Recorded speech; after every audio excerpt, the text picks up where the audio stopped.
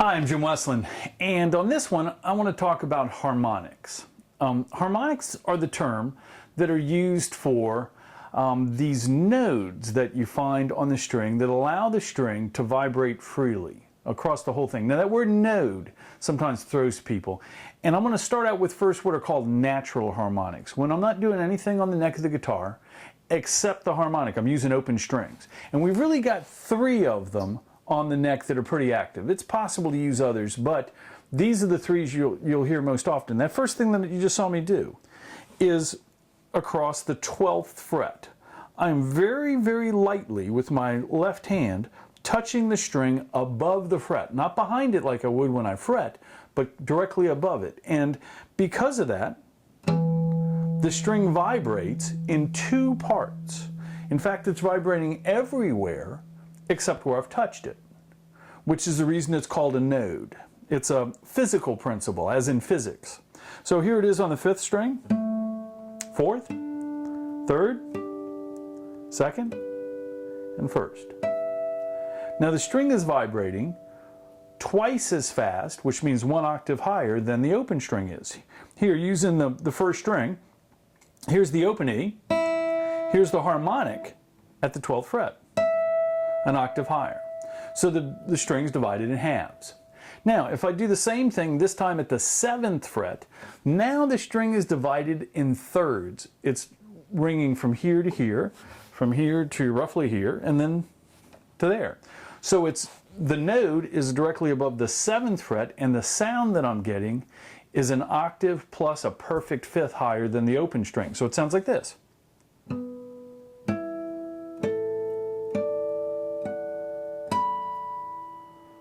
And I touch it very, very lightly. I'm not pushing on the string. I'm just basically making contact with the fleshy part of my finger, and then as soon as it starts to ring, taking it away so the string can ring freely. There's one other spot as a natural harmonic that I get one, and it's possible to get them other places, but this is the other active spot, and it's at the 5th fret. Now the string is going to vibrate in quarters. The string divided into 4 equal parts, which makes it sound 2 octaves higher than the open string. And it sounds like this. Excuse me, I missed one. Let me try it again.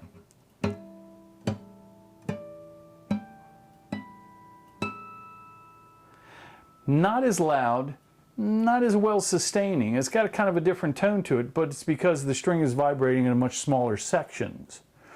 This is the one that you'll probably hear the most. Now, that's all natural harmonics. We can also do what are called artificial harmonics, and you saw me do a little bit of that at the end. I'm still using the same kind of principle, but I'm doing it against fretted notes. I could take any chord and make harmonics out of it by simply touching the string an octave higher, 12 frets higher than the shape of the chord. Now I'm going to use a G major 7th chord here in the 3rd position, just because it's a cool sounding chord. And there's the chord itself. I'm going to find the part, I'm at the 3rd fret here, so I'm going to go to the 15th fret, and I do this little trick with my pick here. I normally have my pick on the side of my index finger.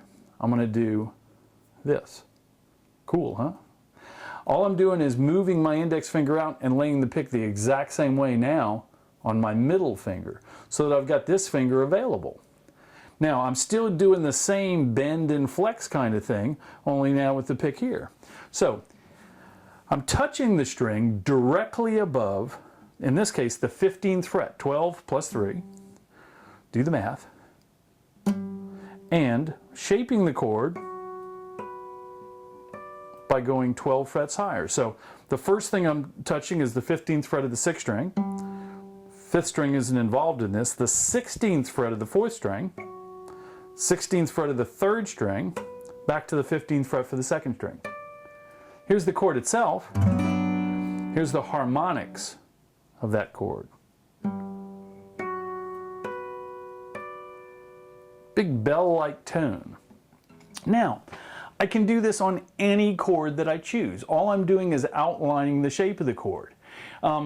I'll do an easier one that I used a little bit right there at the beginning, where I'm mixing artificial and natural harmonics, an A minor 7th chord at the first position. So I've got my middle finger on the 4th string, my index finger on the 2nd string, and again I'm going to outline the chord. Here's the open 5th string, the 2nd fret, 12 frets higher, open 3rd string, 13th fret for there, and the open string. So it'll come out like this. This works especially well. I think it works good on the acoustic guitar, especially if you've got a nice bright sounding one, but it works really well on electric. A little distortion will bring out those upper harmonics. Eddie Van Halen used to use them doing what were called tap harmonics, which is a kind of a mix of those two things. I think the name of the song was Eruption. Could be wrong about that, but I believe he started it, if I'm thinking of the right song, by holding down an E major chord in his left hand, and then taking, again, the tip of a finger and bumping the string off the fret. I'm doing this kind of little percussive move, and I'm bouncing it exactly 12 frets higher. Now again, with some distortion on that, it can really ring big. Now there's also one other way I want to show you, and that means getting rid of the pick. There was a jazz player who died much too early, a guy by the name of Lenny Breau, who was really the master of these kind of harmonics. These are fingerstyle. Chet Atkins discovered it before him, but he sort of took it to another level. I'm going to make this simple. By way of example, I'm going to put my index finger across the 5th fret to simply just make what would be in essence a minor 7th chord. And I'm going to touch the string, this time again with my index finger but with my thumb, because I'm going to do this finger style, and using my ring finger to play kind of a cascading kind of effect. I'm going to take it slowly.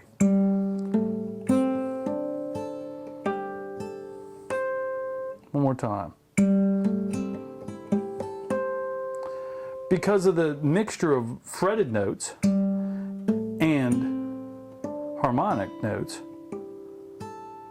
I get a kind of cool sound of the way the chord is built in that respect. I could do it with any chord, but this is one that I learned of his that he uses a lot. I'm going to do it one more time without talking.